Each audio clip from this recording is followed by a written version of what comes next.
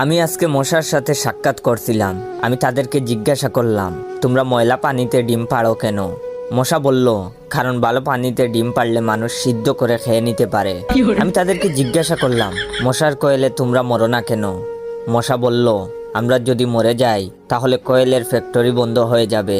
আমি আবারও তাদেরকে প্রশ্ন করলাম, তোমরা মানুষের কানের কাছে এসে জ্ঞান জ্ঞান করো কেন? মশা বলল, কারণ মানুষের পায়ের কাছে কিংবা অন্য কোথায় জ্ঞান জ্ঞান করলে মানুষ শুনতে পায় না, তাই। আমি তাদেরকে জিজ্ঞাসা করলাম, আমি শুনেছি পুরুষ মশারা নাকি রক্ত খায় না, তাহলে ওরা কি খায়? মশা বলল, পুরুষ মশারা শুধু বউয়ের বোকা খায়। আমি বললাম, মশারা কামড়ালে মানুষের ডেঙ্গু হয় কেন? মশা বলল, মশারা কি শুধু মানুষের রক্ত নিয়েই যাবে? ওদের কিছু দিবে না। মশারা এত স্বার্থপর নয়, তাই মানুষকে ডেঙ্গু উপহার দিয়ে যায়। মশার সাথে সাক্ষাৎ করার পর আমি মশার উপর রিসার্চ করলাম।